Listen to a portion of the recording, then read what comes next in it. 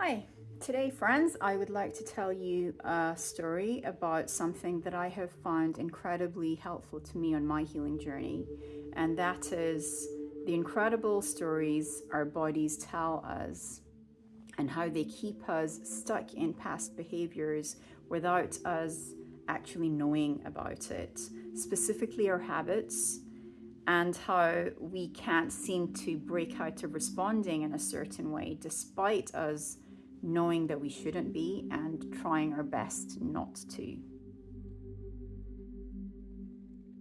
Have you ever noticed a reaction that feels overly fast and intense, instinctual, as if it had been woven right into our very being, especially if our childhood held some difficult chapters? These ingrained responses can seem like quite a mystery. I'll be exploring how the experiences that we have had from the past have shaped the habits that we have today. And I will be looking at this through a mind body connection. This mind body connection has been studied in different ways, many different ways, and the way that I am looking at it today is via embodied cognition, which is basically, to put it simply, how the way we think is directly shaped by our bodies and by the experiences of our bodies. We'll see how early experiences lay down pathways, sometimes for growth, and sometimes, sadly, creating silent struggles that lead to habits that cloud our thinking.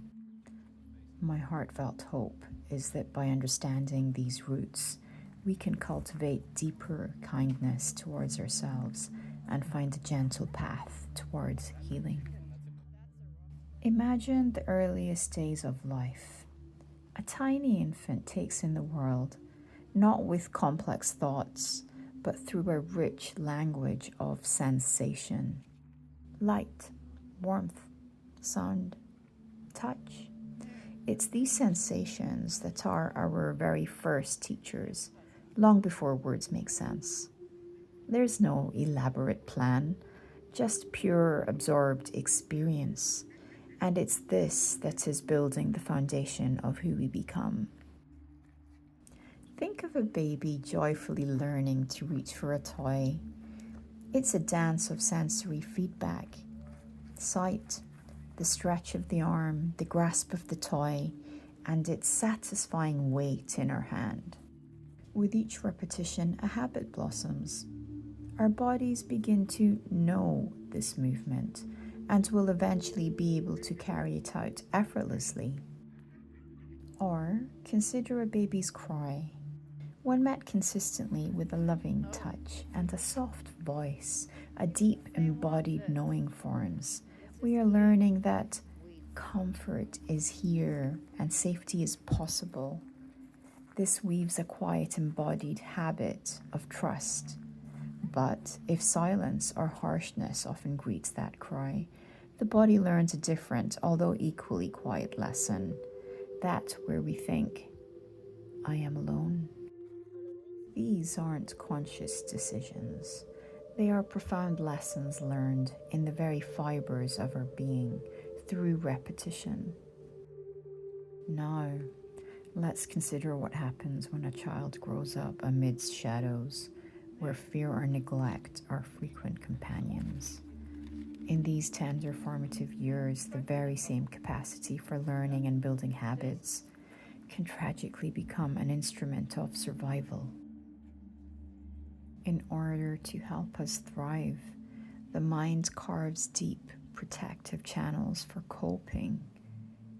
These aren't chosen behaviors, they are the body's quiet, desperate attempts to find safety. Imagine a child in a home where tempers flare like sudden, unpredictable storms. This constant vigilance can become an instinctual habit of hypervigilance.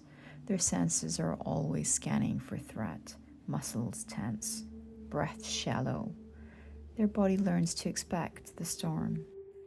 Their body might learn to be constantly poised, listening for the slightest shift. Or consider a child facing overwhelming fear with no escape. Their body might instinctively find refuge in disconnection, feeling distant from their own sensations. If this becomes frequent, mentally escaping can become an automatic habit and can be triggered even by the slightest echo of past overwhelm. These habits are so much more than just patterns of thought. They are etched deep into the body's memory, into its very posture, its breath, its nervous system. They are the body's devoted, loyal attempt to survive, and they can persist, casting long shadows throughout life, even one now lived in safety. As we grow into adulthood, our mind gains the remarkable capacities that allow for conscious planning, willpower, and reflection. We can look at a habit we wish to change, understand its impact, and consciously strive for a different path. Let's say someone who is wishing to cultivate more patience.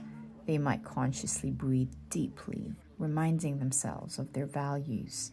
You could say that their mind is actively steering the ship. Yet for those who carry the weight of difficult childhood challenges, these well-meaning top-down intentions can often feel like whispers against a gale. The deeply ingrained survival habits frequently rise up, overwhelming conscious effort. The body, remembering a painful truth, often resists the mind's reminder to respond in a new, more proportionate way. Someone with these experiences might intellectually know they are safe, but their body might still hum with anxiety. They might yearn for deep connection, yet their body might automatically tense or withdraw, as if responding to an echo of past hurts. Trying to simply think our way out of it often leaves us feeling frustrated, because this isn't a failure of willpower, not at all. It's the body, in its profound, protective memory, still living out patterns forged in difficult times. So then, to heal requires more than just the mind. It requires us to have a kind and gentle conversation with our bodies, which looks like us taking our bodies through the experience that it needs to have exposure to in order to relearn what safety feels like. It is literally the exact opposite of mind over matter. It's more a case of working from the ground up or from the inside out, where our body guides us, and then we will learn to think in the appropriate ways. And that's the beauty of it. The message of hope is that healing is always, always possible. It's not our fault that our body is responding in the way that we do, making us behave in the way that we are. And hopefully, when we understand that our more challenging habits are due to our body taking us back into the past, then we can learn to be more understanding with ourselves in the present and gently coax our bodies out of it into a more trusting space. We need to be approaching ourselves with kindness and compassion because of that massive part of the problem that is beyond our conscious control. Beating ourselves up about it is not doing us any favors. And what it is doing is telling our bodies that we are now one of the reasons why it can't relax and let go of the past. We don't need to have any more enemies, and at the very least, we don't need to be one of them. Psychotherapy can be incredibly useful here. It's a shame that there is quite a stigma around it, because I believe that most people can benefit from it at some stage in their life, regardless of how big or small they believe their problem to be. There are also simple practices like mindfulness and deep conscious breathing, which can help us to gently reconnect with our body's wisdom. These help to create tiny windows of opportunity before we respond to something, which allows for conscious choice to be practiced instead of resorting to old automatic reactions.